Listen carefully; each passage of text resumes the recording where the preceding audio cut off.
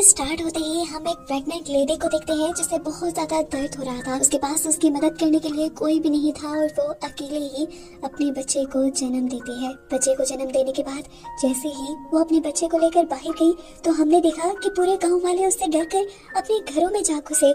यहाँ तक के लोगों ने अपने घरों के दरवाजे भी बंद कर लिए जैसे वो लड़की कोई अछूत हो। फिर सीन कट होता है और हमें जंग का मैदान दिखाया जाता है। ये जंग किस लिए चल रही है मूवी में ये तो नहीं दिखाया जाता, लेकिन हमें मार्क नाम का एक सोल्जर दिखाया जाता है जिसे बहुत ज्यादा गोलियां लग चुकी हैं। वो जख्मी है, बुरी हालत में है और उसके बचने की कोई चांसेस नहीं। दूसरे सोल्जर्स उसे उठाकर मेडिकल कैंप में ले आते हैं और उसका ट्रीटमेंट शुरू कर दिया जाता है। यहाँ पे कुछ ज्यादा अच्छी फैसिलिटीज नहीं थी, लेकिन हैरानकुन तौर पर मार्क फिर भी बच गया। इसी मेडिकल कैंप में और भी जख्मी लोग उसके दोस्त बन गए और फाइनली इनकी छुट्टियां भी हो जाती हैं और ये जंग से घर वापस लौटते हैं। कर सकती थी, बोट अभी भी नहीं चलती और मार्क इन्हें जाता हुआ देख लेता है और नदी में उतर आता है। ये देखकर ये लोग हाथ से ही बोट को आगे करने की कोशिश करते हैं, लेकिन बोट अब नहीं चल रही थी। मार्क चिल्ला चिल्ला कर उन्हें बता रहा था, अरे यार मैं भूत नहीं हूँ, किसने कह दिया तुम लोगों को कि मैं भूत हूँ। लेकिन ये लोग उसकी बात नहीं समझते और रोने लग जाते हैं।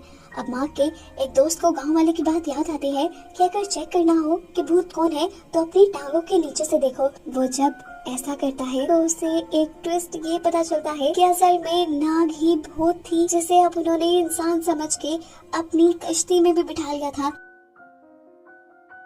जैसे ही उसे नाग की हकीकत पता चलती है तो नाग भी उसके सामने अपने सुपर पावर्स दिखाती है और अपना हाथ लंबा करके उसके कंधे को पकड़ लेती है। अब ये लोग जल्दी से बोट से उतर जाते हैं और मार्क को लेकर एक टेंपल में चले जाते हैं। वो वहाँ जाकर मोंक को सारी कहानी सुनाते हैं कि किस तरह वो एक भूत के साथ रहकर आए हैं और वो भूत उनके पीछे पड़ चुकी है। मोंक उन्हें बचाने के लिए अपने गिर्द लाइट्स का एक घेरा बना लेते हैं और कुछ रिचुअल करते हुए इन लोगों को एक सिक्योर धागे में बांध देते हैं। इससे पहले कि मोंक अपना रिचुअल पूरा कर देते यहाँ पर नाग पहुंच जाती है और इस मर्तबा उसने अपना भेष नहीं बदला था, वो अपने भूतिया भेष में यहाँ आई थी। नाग को देखते ही मार्क इमोशंस में बहने लगा और उसके पास जाने की कोशिश करने लगा, जबकि उसके दोस्त उसे पकड़कर रोक रहे थे। और उसके दोस्तों को ऐसा करते देखकर नाग को गुस्सा आ जाता है। वो अपने आप को उल्टा लटका लेती है और गुस्से में चिल्लाती है कि तुम सबके साथ मसला क्या है, तुम मेरे मार्क को मेरे पास आने क्यों नहीं दे रहे। तब वो लड़के उसको उससे कहते हैं, हम जानते हैं कि तुम मार्क को बिल्कुल वैसे ही मार दोगी जैसे तुमने उस शॉपकीपर को मारा था, इसीलिए हम मार्क को तुम्हारे पास नहीं आने दे रहे। अब नाग अपने डिफेंस में उससे कहती है कि उस शॉपकीपर को मैंने नहीं मारा था, वो खुद पानी में गिरकर मरी थी। ये सुनकर दूसरा दोस्त बोलता है, तुम एक भूत हो, अब तुम इंसानों की दुनिया में नहीं रह सकती, तुम भूतों की दुनिया में चली जाओ। उसकी ये बात सुनकर और उसके लहजे में नफरत सुनकर नाग को रोना आ जाता है और वो उनसे कहती है कि मैं तुम लोगों के लिए यहाँ नहीं हूँ, मैं सिर्फ माँ के लिए यहाँ थी। मैं इस दुनिया में बस कुछ पल और माँ के साथ बिताना चाहती थी और तुम लोगों ने वो भी नहीं करने दिया। मैं माँ से बहुत प्यार करती हूँ, इस तरह छोड़कर जाना माँ को मुझे कबूल नहीं था। उसकी ये बातें सुनकर मार्क रोने लग गया।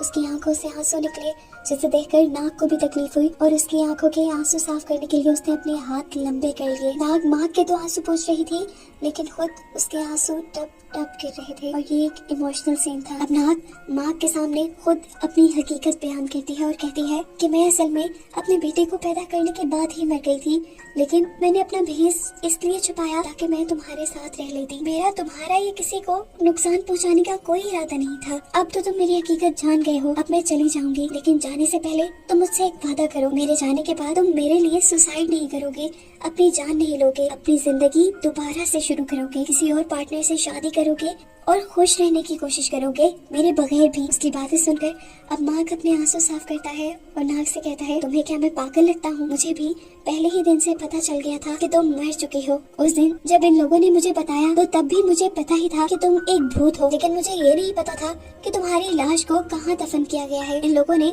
जब मुझे तुम्हारी लाश का बताया तो मैं गले लगाकर उसे फूट फूट कर रोया और फिर जब वापस तुम्हारे पास आया तो मेरे कपड़ों पे तुम्हारी कब्र की ही मिट्टी लगी हुई थी, जिसे फिर तुमने साफ किया। मैं तुम्हारे साथ इस तरह रहने के लिए भी तैयार हूँ नाग। ये कहने के बाद अब मार्क उसके पास चला आता है और उसे गले लगा लेता है। इन दोनों को एक साथ जुड़ा देखकर नाग के दोस्त भी बहुत ज्यादा इमोशनल हो जाते हैं और अब ये लोग फैसला करते हैं कि नाग हमेशा मार्क के साथ ही रहेगी। कहानी के पोस्ट क्रेडिट सीन में दिखाया जाता है कि इन लोगों ने गांव में एक मॉन्स्टर हाउस बना लिया था, जहाँ पर ये सब लोगों को भूतिया शो दिखाते थे, क्योंकि इनके पास एक असल भूत था। और बस इन सबको एक साथ खुश दिखाते हुए ये कहानी यहाँ खत्म हो जाती है।